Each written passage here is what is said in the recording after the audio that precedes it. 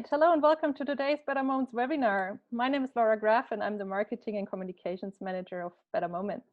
I'm excited that so many people could join us today for this very special occasion. I do see some familiar faces in the audience, but a lot of new ones as well. So we would love to know from where you're all joining tonight. So you can use the chat tool to share your name and location with us and to say hi to everybody else. Tonight, you also have the possibility to ask questions. Please use the Q&A tool for this, and we will address your questions throughout and after the talk. So just keep them coming. One thing, it would be fantastic if you could add your name and country to the question so that we have a bit of information about you. But now let's welcome one of the most important photographers of our time, Steve McCurry. Some of you may have already met him at one of his fantastic exhibitions around the world or have even traveled with him on a photography workshop. Steve is the creator of some of the world's most iconic photographs. He has not only taken the photo of the famous Afghan girl, but also covered the monsoon season in India, the Gulf War, the war in Afghanistan, and 9/11. Steve is also a longtime member of Magnum and has received multiple awards for his work, among them the World Press Photo Award. So welcome, Steve, and thank you for being here with us tonight. It's a pleasure to join you. At the moment, I'm in Philadelphia, Pennsylvania. Great. With me today is also Better Moments CEO Christian Nørgaard. Steve and Christian have been working together for over 10 years. Christian has organized many of Steve's exhibitions in Scandinavia, worked with him on a film project, and organized multiple photography workshops together with Steve. So without further ado, let's get started. Christian and Steve, the stage is yours. Okay, great. Thank you. Hi, Christian. Hey, Steve. So what? Perfect to be online with you. And Laura, would you start the slideshow? And I will actually ask you some questions during the slideshow, Steve, that people have sent to us. And one of the first is actually about the Afghan girl, and we have a question from Alex who would like to hear the story behind this iconic portrait. Oh, well, yeah, no, it's you know, I was in a refugee camp. I was in a Afghan refugee camp in 1984, and I just happened to I was in a school.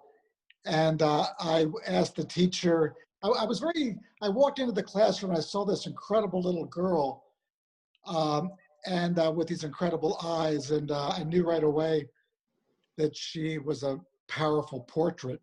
She could be a powerful portrait. And so I asked the teacher if I could, photograph her and photograph the class and whatnot. And she agreed. I mean, I had permission from the camp and the government and all that. So I made a few portraits. I knew it was a strong image, but I never dreamed it would end up being so iconic.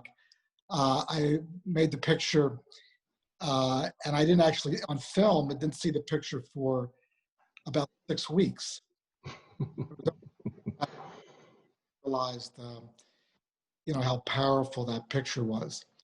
And it was, it was in this sort of dark tent with Kodachrome film.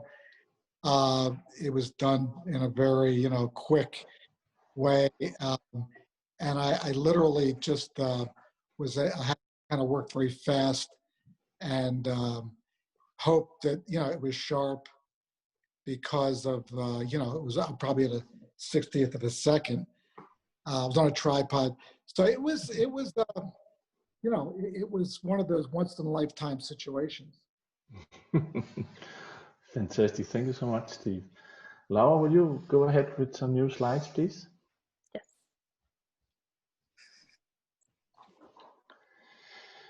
When you feel about it, Steve, you can talk over the pictures. We have quite a lot, so maybe we just go by the flow. And if you feel to say something about one or another, you just... Sure. Yeah. Absolutely. Yeah. Oh yeah, that's these monks in China, the Shaolin monks who do all these kind of feats of strength and endurance and discipline. I was just really surprised. The first adherents there were, how many, Chinese were fascinated and dedicated to this, school of martial arts. There were, I don't know, it seemed dozens of schools in this particular area, and very young, kids, 12 or 15, and these were incredible to see their physicality and what they could actually do. Because most kids at that age are out playing football or basketball or whatever. These kids were doing all sort of martial arts. It was really. I was at another school just last year in China, and it was just very serious, very dedicated, and it was. I just was amazed at the the whole idea that this martial arts and how they could be so dedicated to it. Yeah. Laura, could you go to some of the next slides? Oh, this is I spent about 6 weeks or 2 months or more on a train journey across India, and it was amazing. The train in India is like it's like a microcosm of the culture. There's people live on the platforms and they're traveling vast distances, and I was always enjoyed going by train because you can meet all kinds of fascinating people, and you're eating on the train, sleeping on the train, and people are getting on, getting off. It was a really wonderful way to learn about India, and to because it's really kind of in depth. And the backdrop, Steve, isn't that the Taj Mahal, if I'm not wrong? Yeah, it's the Taj Mahal, an old steam locomotive, which they're much gone now. All those steam locomotives are really history now. And there was one track that went very close to the Taj. It was a shunting track, and they would move the locomotives in and out, and they did this. It operated like 24 hours a day. So I spent a lot of time in this railroad yard photographing their operation with the Taj in the background. Nice. Laura, would you go walk us through some new ones? Oh yeah, that's one of the mother and child at the car. Yeah, that's this really for me was kind of the collision of two worlds, where you have this mother and child coming to the car window asking for, appealing for some money, and there were always a different traffic light, and I was in the car, this air-conditioned car, and it was, we only stopped for a moment, and she came up, and the child looked in the window, and then as soon as I picked up the camera, just instinctively, and then light changed and went. I believe it's from Bombay, isn't that right? In India, is that right? Yeah. It's about 25 years ago or so. Yeah, I actually have some information here, so I can tell you it's from '93 actually. Yeah, so it's more, yeah. Yeah, exactly. Yeah, wonderful. Yeah, Laura. Yeah, sorry. It's one of those cases where you it's an instinctive. It's a kind of, you're working kind of more not thinking so deeply. I saw something, camera, made 2 exposures, the light changed, and we left, and I kind of forgot about it after. As Laura said before, that I've had the honor to host some of your exhibitions, and this image is actually extremely powerful. I mean, people will walk around an exhibition, but when you get to this picture, of some reason, not of many reasons, of course, but they really stick there for a while. It really brings up quite a lot of emotional feelings in all of us. So yeah. Yeah, I think it's a powerful image. Mm. So much of the world lives there, and they're kind of desperate and are looking for some help. Yeah, And it breaks your heart. absolutely. Laura, Yes. could you go ahead? Yeah. Yeah.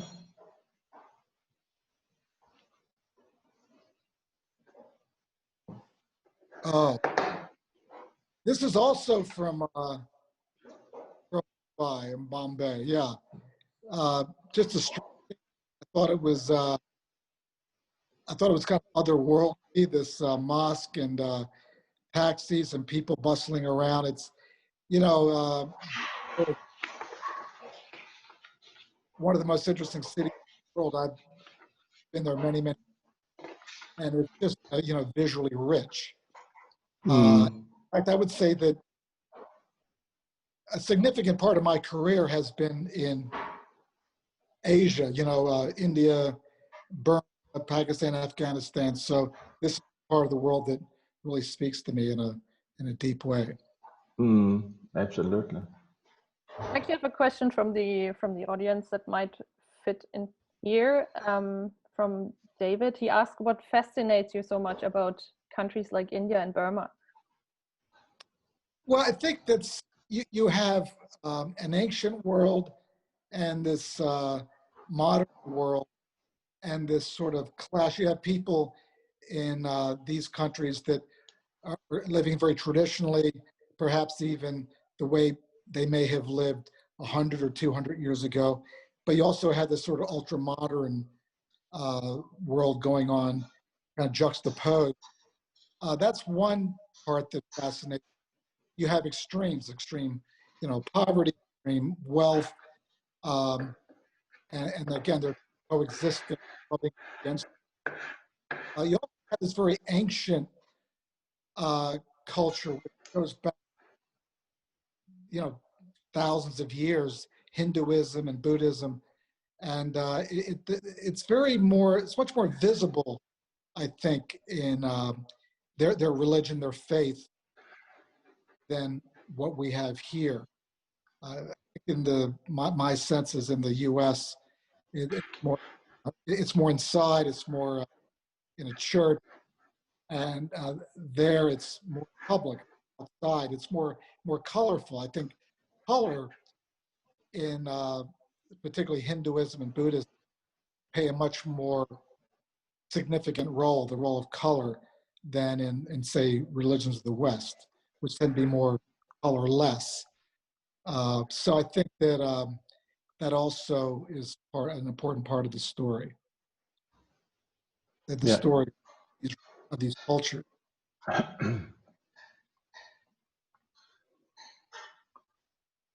But I've been back so many times, and there's always something new to see. You also have the diversity of races, religions, Muslims and the Christians, the Buddhists, the Jains, the Parsis, and it's just this incredible mix of faith and religion. So that also adds to the kind of the spice of this part. Yeah. There was a question actually, Steve, from a guy in the United States asking about the picture we are looking at right here. The story behind it. I mean, those questions goes on again, but right here, I just saw it for this one. The story behind this photo of this boy running here in this galley. Well, there's this very wonderful festival in India called Holi, and it's a festival of color, and people traditionally throw color, very friendly, and it happens primarily in certain parts of Rajasthan in India. And during all this color throwing, they also put handprints, just in more of a playful way and more of kind of a folk art way on the walls in different places. So there was nothing really particularly significant about the handprints, but what struck me about the scene was the graphic kind of nature. And in this alleyway, people were going, and as I stood there watching the frame, the picture, it suddenly occurred to me that this was the design was really. So I stayed there for like an hour more. I photographed, and then I left, and I got back to the hotel that night. I was kind of looking through my work, and I noticed that this was really an interesting situation. So I went back again the next day and spent some more time, again, photographing people walking, coming and going. And I just thought it was a really wonderful combination of a particular design, a composition, the color, the mix of people going. So that's what caught my. That's why I was so fascinated with this. Yeah, absolutely. Actually, I have another question that taps in there from Emmanuel, asking, since you're speaking of color, if you could tell us about your very specific color scheme. Well, I think that color is, the world is in color. We see the world. The world's in color, so it makes more sense, more logical. It's more authentic to photograph the world, as it is. I love black and white too, but that's more of a taking that element out of the scene, out of the picture. Simplifies it certainly, and in some ways, you're able to concentrate more on the emotion. Sometimes color is actually too much information, but I think because the world that we live in is in color, I prefer to photograph it like that. And I'm always looking at different things simultaneously, composition, the particular story. And I always have my eye on color. I don't want the color to be so overpowering. I don't want to overpower the story, the action, what's happening.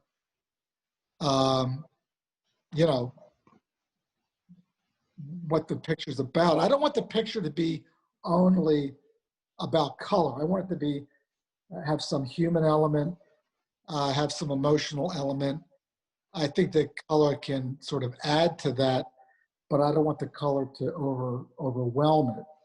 So you're constantly looking and trying to find things that inspire you and things that strike your eye, and it's just a question of practice and experience to see what in the end sort of makes sense. What's going to make visual sense in your picture.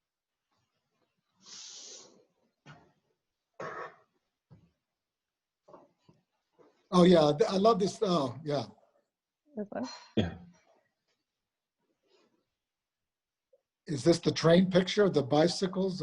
Yeah, the trains. If you go back, Laura, just one there. Yeah, that's the train, Steve, with the bicycles. Yeah. So again, I spent, I don't know, a month and a half or more in India photographing life on the train, and these people were going to market, and just for convenience, they attached their bicycles to the outside of the train in order to get to their destination with less I don't know, stress or effort, or maybe. and all that. So I thought it was a very ingenious way to take advantage of the fact that you can get your bike on the train and go for maybe a few and off. Yeah.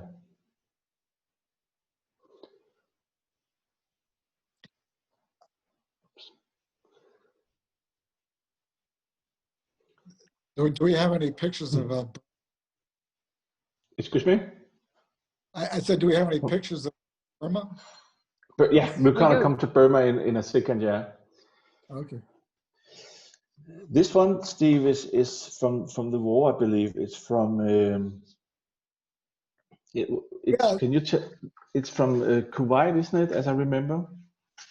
yeah, it's from it was during the Gulf War in '92, I believe, and you know there were like 600 oil fire, and there was this catastrophic environmental problem, and the because of all the smoke and whatnot, there were a few animals in this area who were looking for water, looking for food, trying to find a way to escape. And I just one day happened to be in the oil field driving through it, and I saw this herd of camels. I don't know, they were looking for, I guess, for food and water. And I was so I was waiting for some more light. It was very dark, and I kind of followed them, waiting for a bit of light so that I could actually, see them. And then we came across this bit of fire, so I was able to get out and just maybe I made 10 pictures. I don't know. And then then they left, and we came back. But we were actually in a in a minefield. We realized we Oh were yeah. literally in a minefield, which was very frightening. So it was a very and we were a long way from a hospital or from a Wow. help, and no phones, no chance for help.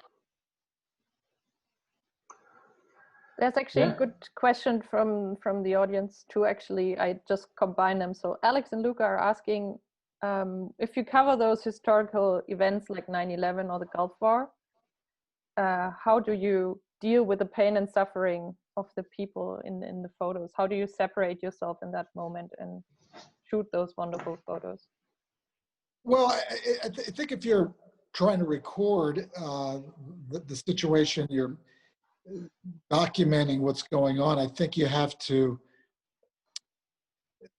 put those emotions aside and understand, realize that you have a sort of you have a mission to tell that story. And I think somehow separate your emotions and your kind of personal view of it to some extent, and do the best you can to record and to photograph, document what you see.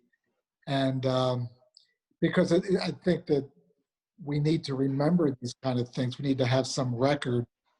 I think the way we get our information and how we learn about the world that we live in is by pictures and television and whatnot. So I think it's a duty for some of us to go out and tell these stories. But it's haunting, as you can imagine, to kind of recollect, all this loss of life, and the human life, the wildlife, the destruction of the environment took a huge hit, and for months, I guess it's still recovering after almost 30 years. But yeah, I think you just have to try and compartmentalize your emotion, and try and kind of defer that to another time when you can kind of process it better. But to try and think too deeply about it, I think at that moment, I think you have to go more work from your gut and more instincts and try just to do the best you can to tell that story. Absolutely. Laura, would you take us through some more slides?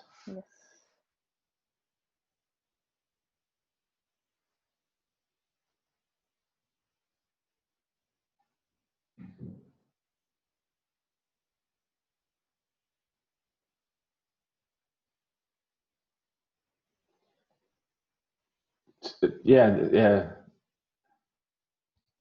See here. We can stop on this one here.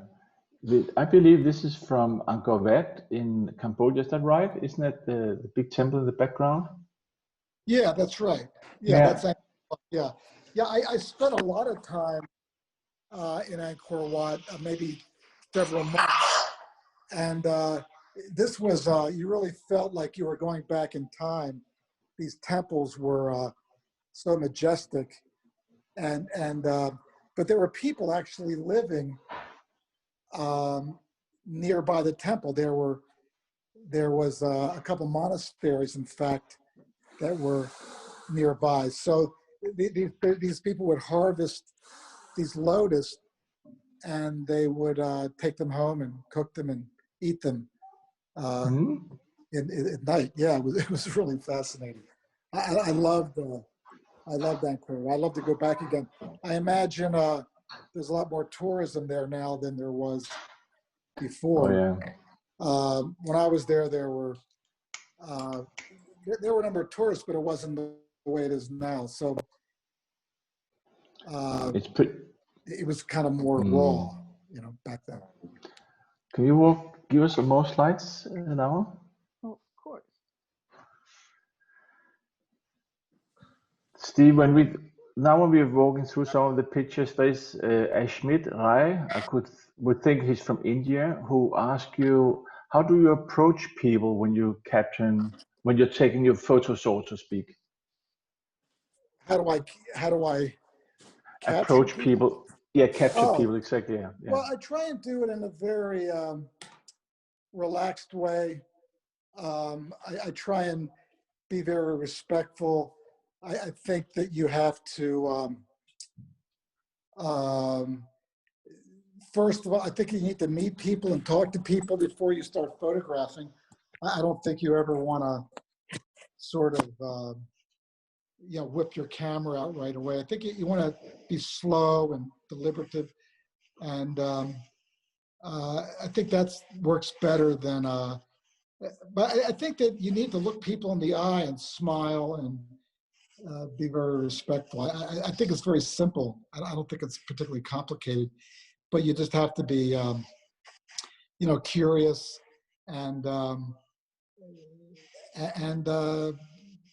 smile and treat people in the right way. And I think that people will open up and allow you to photograph. Again, I think most people are very happy to cooperate and to help you in your picture. And some people don't, and that's okay too. I think you just have to work with people that are that agree and don't want to be friends. If you go, Laura, if you go one image back here, this shot is from Africa. I think it's from Omo probably.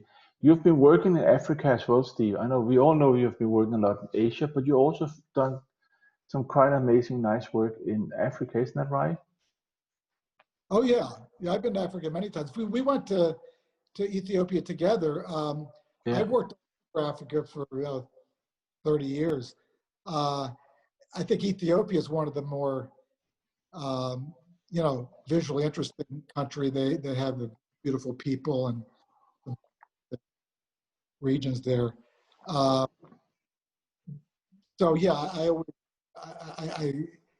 each part of the world offers a kind of unique, interesting, different cultures and climate and geography and religions. And I always, going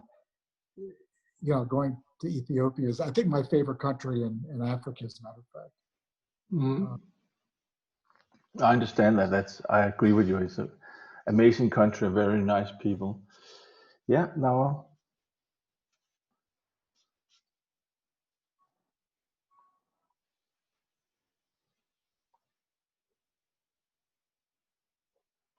I know, Steve, that you're working on this project with from around the world where people are reading their books. Isn't that right? And this was one of many I've seen with people sitting with books or newspapers and so on.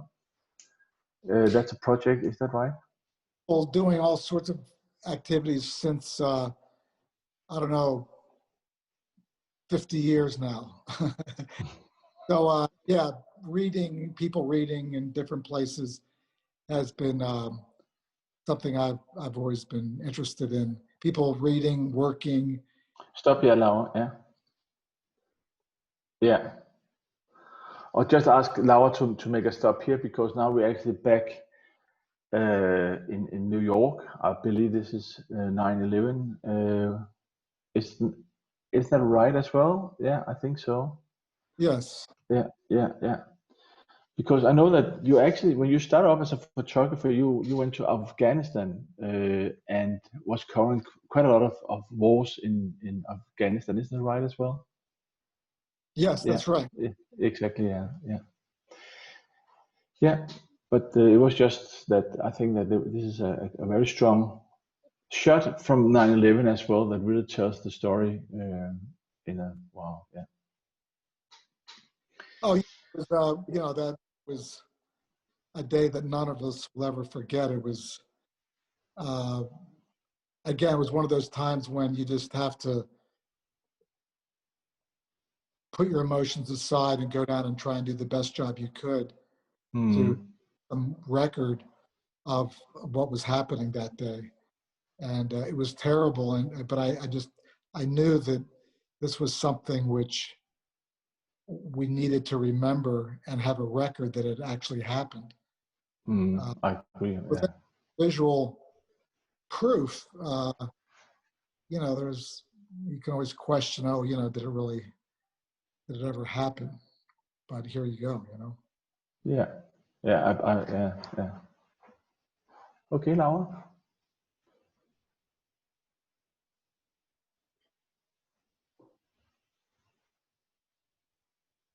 Where's this from? This, if you go, I've seen it so many times, Steve. I probably have asked you many times as well. Where are we right here? Is that Yemen or? Yeah, Yemen. This is Yemen. Okay. yeah, it's a place that gets, I guess, now sort of closed. I'm not sure that you could even kind of go there. So much of the world is changed in places which, well, because of COVID too, but so many places which we could all go to at one time. Afghanistan, Iran, Yemen. There's so many places that are closed now because of civil war or other problems. So yeah, that's the case in this area. Yeah, absolutely. I think the next slide is we are moving to Burma now. Yeah. Yes, right. Yeah. Yeah. Yeah, And we have a. Yes, go amazing. ahead. It has this wonderful culture, which again is a very gentle people, very easy to photograph. People are generally happy and willing to meet you and be there's a really wonderful vibe there of I don't know, I just the Buddhist culture.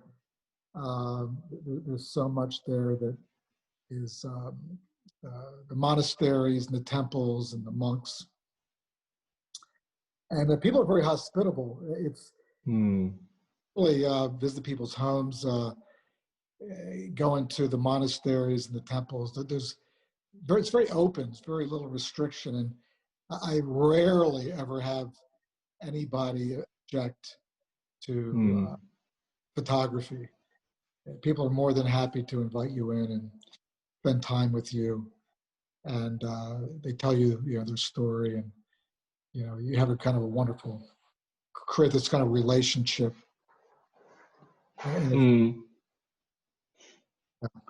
Yeah, can we see some more, Laura? I think we have some nice handful from. That is actually a place we have been by together as well. This place before, Steve. That's outside Mandalay. This one here. Yeah, it's across the. Been gone. Yeah, exactly. Yeah. Yeah, this enormous pagoda of brick. It actually looks like maybe it's a big or rock face, but in fact, it's just literally hundreds of millions of bricks that make up this facade. And it's a magical place. Getting there is magical. And walking around this enormous structure, realizing that it's hundreds and hundreds of years old, and it's like going to the pyramids. Yeah, and, I agree with you.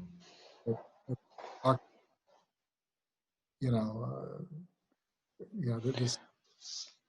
Now that into Burma, there's a question from Craig. He asked, what would you say is your favorite location there in terms of photography and also in terms of connecting with the locals?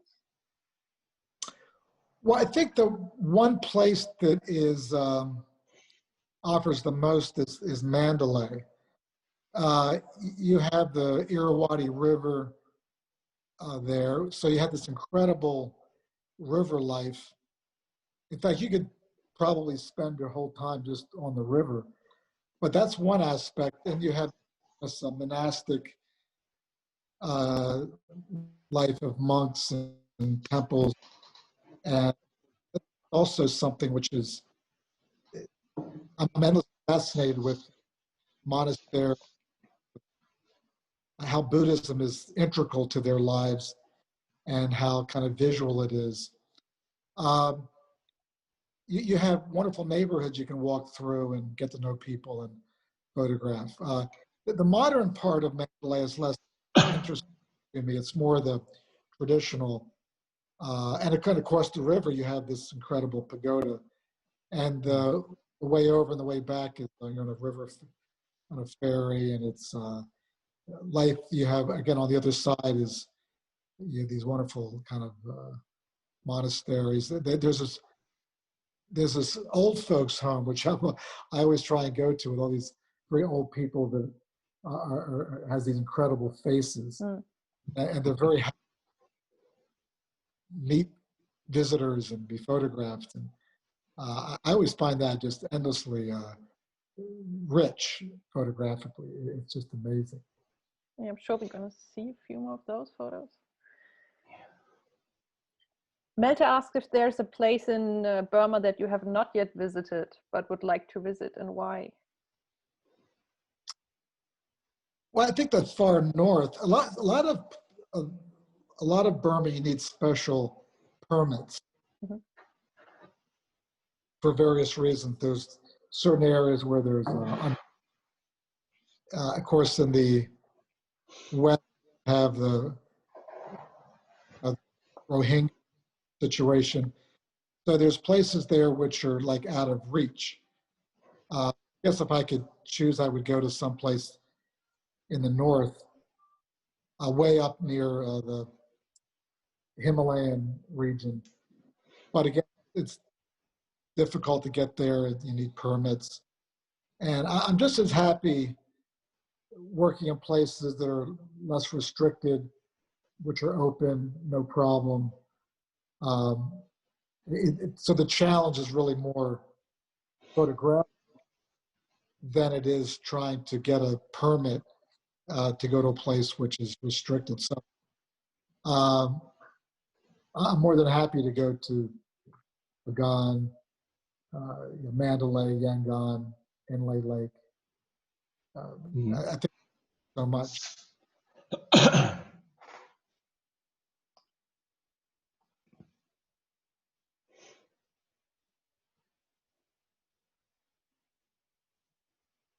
it's so much of Burma that they do things many times in a different way, in an old way, in a traditional way.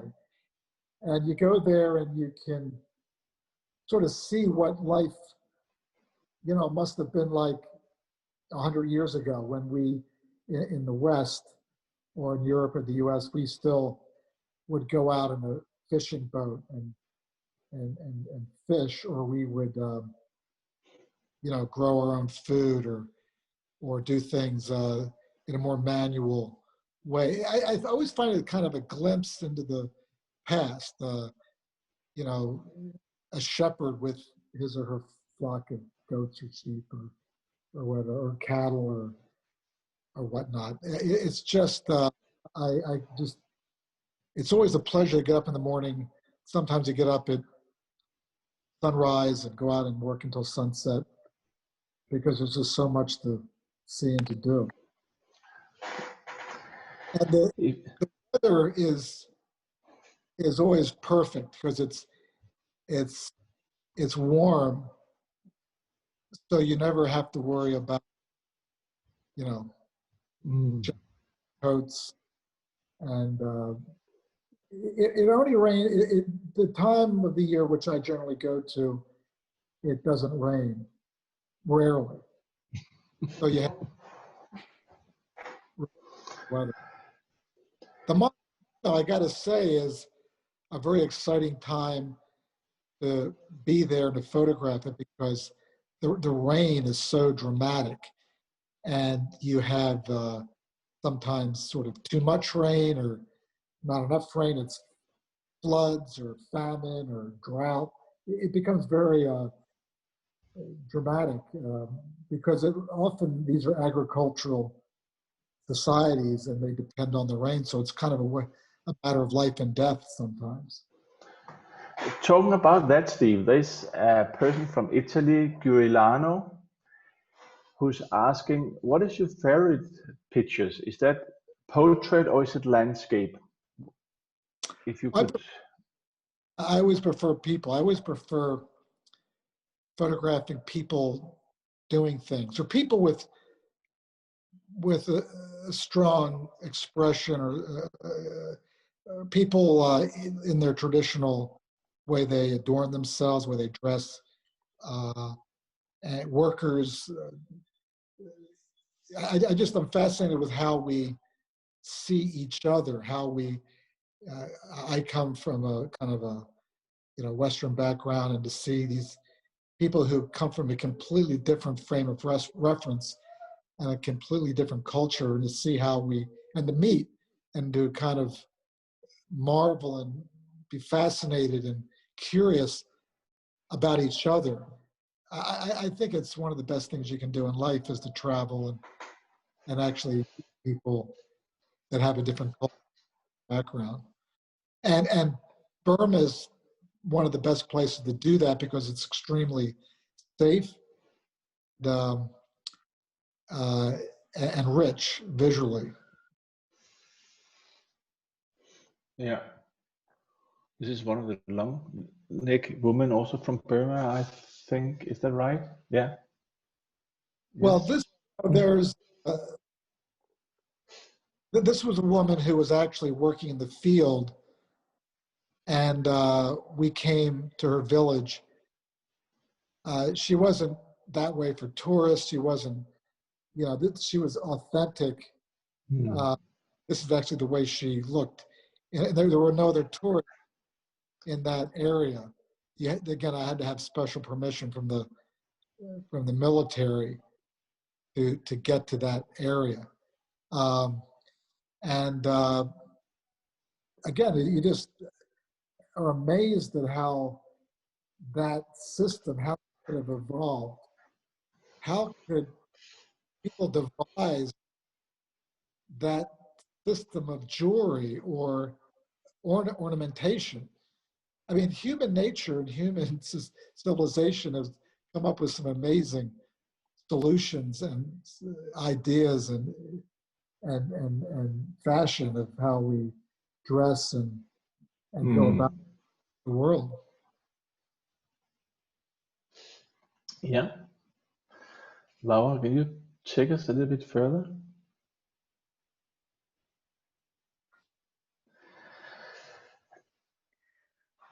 There's actually a question from Alex who asks, women seem to be an important subject in your work. Why is that? Well, I think women are important, men are important, children. I don't think you think it's. I love photographing sort of everybody, whether they're young or old. I think we all have our own particular story, and different stages of life offer different way we behave and look. So yeah, I think women are part of the human story, the most important part of the human story, no doubt. And mothers and wives and sisters and women in many parts of the world are doing the heavy lifting in the family, cooking, taking care of the children. You often see them going out to get firewood, and they do all the work. I'm not sure what the men do. I guess they go out and try and make some money, but doing the most of the work. You know, clean the clothes, everything. It all falls to the woman. So they're the heroes, really. And often it's a thankless existence that they're living.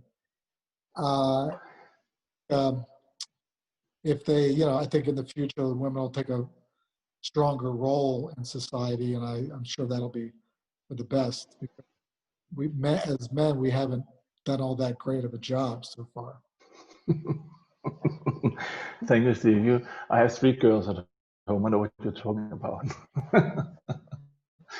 We're getting so many nice questions for you, and a lot of people is very happy about this. This guy, he has to be from Denmark. He's saying very powerful. His name is Asbjørn Hansen. That's as Danish as it can get. Hey, Steve, very powerful shots. I really like this show. We have from Italy as well, who really, it's amazing show. Thank you so much, Steve. And then, of course, we have questions in all directions. And here's some of those who goes more into which kind of equipment that you're using when you're working. And Rajat, he's asking you, he's probably from India, I would think, what is your focus lens? Which lens is your #1 lens for your work? Well, when I was shooting film, I was always shooting like a fixed focal length lens, 50, 35, 85 or whatever.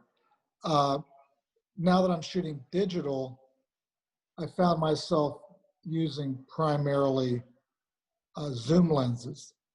I try and keep the lens on the camera all the time. I don't like to change lenses so much. And I'm using what I think is, I use a 24-90. It's a Leica lens. I'm using the Leica S2. Incredible camera. I think probably the best camera I've ever used. Incredible results. I actually did a test with my SL2 with other cameras I've used in the past, and it just was, whoa, I thought it was the difference. So when you did, for you, Steve, when you say your definition of quality for camera, what would that be? Is it doable, or is it the structures, the highlights, the shadows, or what are you looking for? Is it when you define? Yeah, I think you want the camera to try and render the scene the way you saw it. I think you see whatever it is that you're looking at, photograph. You want the camera to tell that story in the best possible way. I think that in my case, I'm looking for clarity and sharpness, and the color rendition is superb. It's a very logical camera to work. The functionality is very easy. But I think in a camera, you want durability. that's what you want to have you don't want to be thinking about the camera and that piece of equipment. You want to be thinking about what you're photographing. So you want the camera function to be kind of in the background, but you want it also to make the best possible picture. And I think it depends on what you're looking for in your work. I mean, there's no right, wrong. I think you can make some wonderful pictures with a Holga, or with a plastic camera, with whatever camera you want, a pinhole camera. It just depends on what you want to do. For me, I want clarity. I want sharpness. I want a picture to be able to blow up large, have that possibility. Maybe all pictures, you don't want them large. Some you do, some don't. But I want to have that capability. So that's important to me. And you want to, you can, that doesn't blow out the highlights, and you have shadow detail. And again, maybe some people don't care about that, and that's fine. Again, photography is all about what gives you some kind of satisfies your creative urge, your creative impulse, telling your story in the way that you want it told. So it just depends on what interests you and what fulfills you artistically and creatively, and what one solution doesn't. I don't like to dictate too much rules about photography, because you should be free, to kind of work in your own way. Whether it's a black, whether it's a view camera, 8x10 view camera, or a small automatic, or a plastic camera. It just depends on what you want to do. But it's all wrong way. Laura has the slides going in the background when we've been talking, Steve, and most of those pictures have actually been from Burma. And there is a question here about Burma. No, that's actually the one who have been asking before. It's another one here from Michael, who have been traveling with us actually for some few years ago. He's asking about, Steve, when you're doing your wonderful books, how do you select your pictures? How is that process for you? How is it? That's the question, actually. Well, I think you go through and certain pictures are more successful. Some pictures you think tell a story which is important. You find maybe some profound moment, and you go through your work. And I think those good pictures rise to the surface, and it's just a magical, mystical thing. Why sometimes some pictures really speak to us, and other ones don't. It's always a bit of a mystery. But I like to go through and find the pictures which I think have special meaning to me, which tell a certain story about the world and about life, about humanity. And I like to try and find pictures which work together with the juxtaposition of pictures, the sequencing of pictures, and how they relate to each other, where maybe one picture is in Cuba and another picture is in Ethiopia or Burma or Russia. I like to put pictures together and see how they work in a book, in a sequence. There's some pictures are mysterious, which I think maybe don't give us any. They're thought-provoking, and sometimes you don't. You kind of make up your own interpretation of the picture, and I love that about photography, that you can sometimes see a picture, it's a bit ambiguous, and you kind of come up with your own interpretation about the thing. Mm. Book is just, sometimes it's like a poem. Sometimes it's a poem you put together, and it makes some kind of a statement about the world you felt about the world at that particular time of life.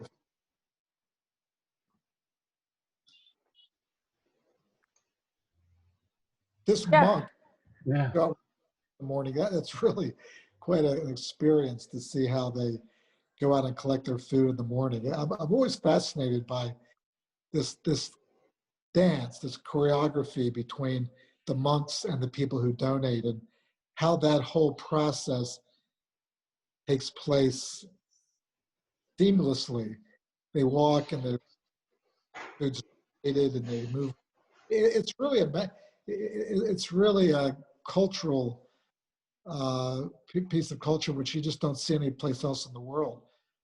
The community donating to the monks, and they do that. They walk around for an hour, maybe 2 in the morning, and they collect all their food for the day. Amazing. There's a woman here asking Steve. She's from Belgium. Her name is Elise. Hey Steve, this is Elise from Belgium. I wonder what your most favorite picture that you have taken is that you have taken. She's asking, do you have one picture that is more important for you than other pictures you have been taking? Well, I never really single out kind of one picture. I think different pictures, you love different pictures for different reasons. Sometimes emotional reasons, sometimes you remember how difficult it was to make the picture. So I never really have like one picture. Sometimes I have stories or places or whatever, but not one. I hate to almost think of them. You don't want to have a favorite. And sometimes it's the color, sometimes it's the story, sometimes it's the moment that was you caught something suddenly and it was just and sometimes you travel someplace for 2 or 3 days, and it took you going and coming. It's maybe you climbed up the top of a mountain and you love it because it was so difficult to make. Yeah.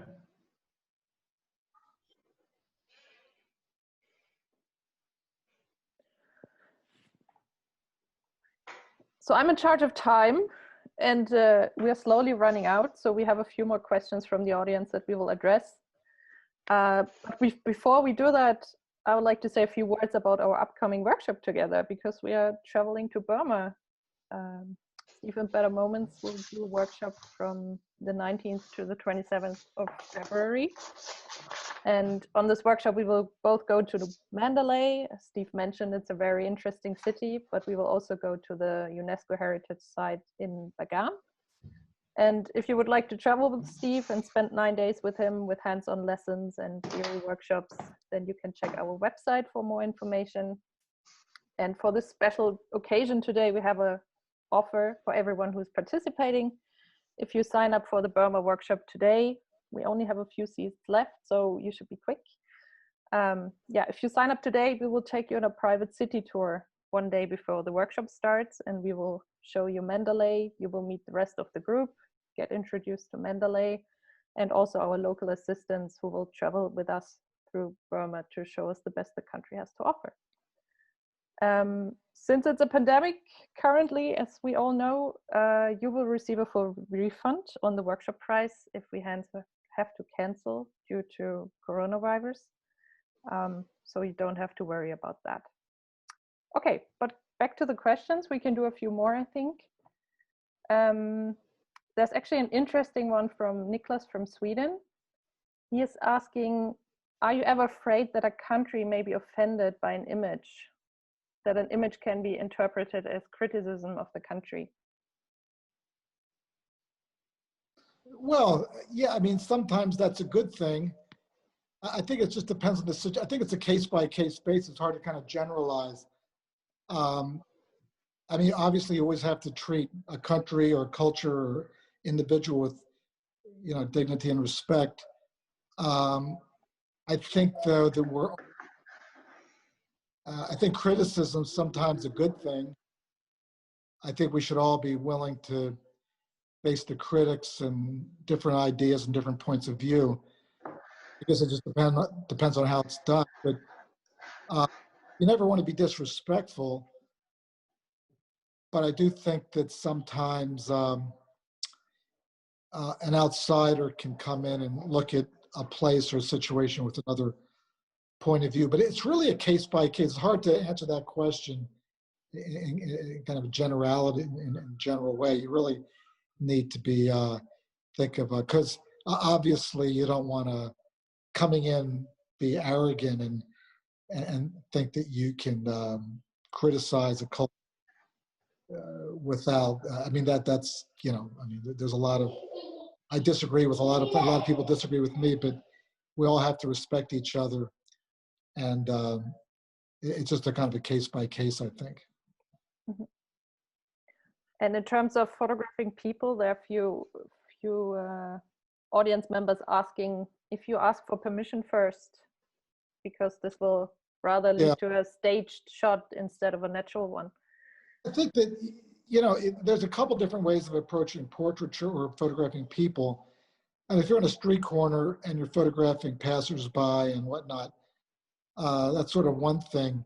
I generally, if I'm photographing workers, I think it's always best to get permission so that you're much more free to work. You're not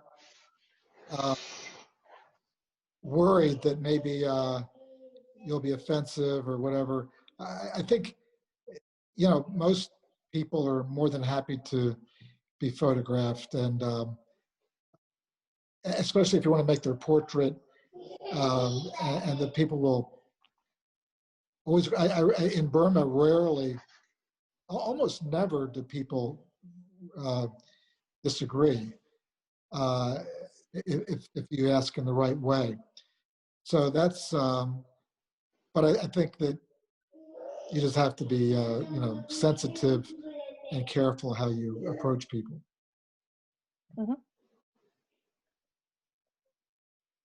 Mm-hmm.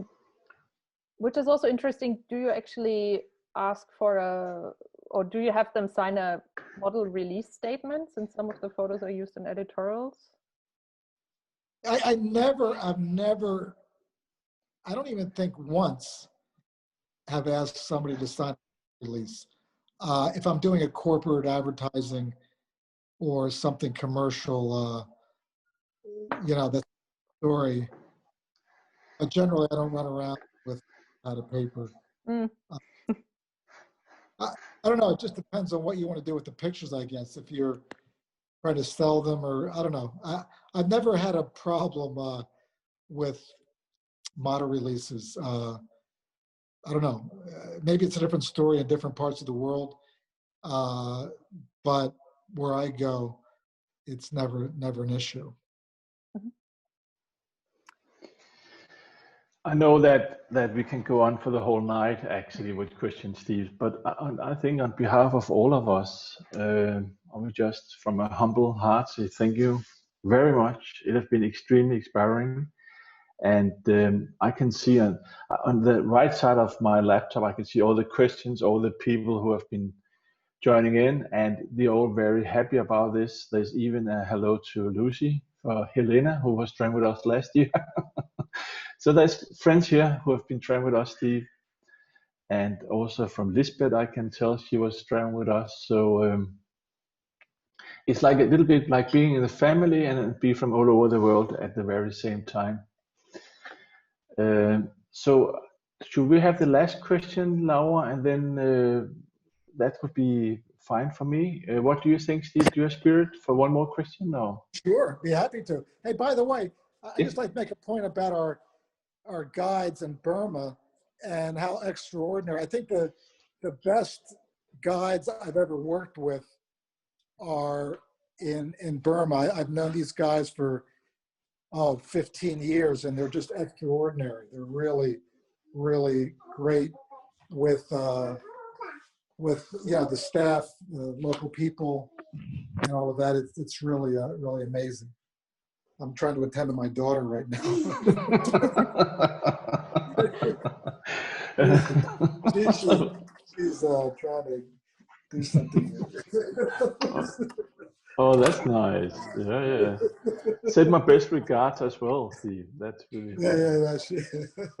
yeah. And it's true. It's true what you just said, that our local guides shine and. Oh, they're amazing. Yeah, I mean, they make miracles happen. These guys. I mean, I wish I had a shine in every place I go, because they're able to literally, turn a no into a yes, and just they're like magicians, and their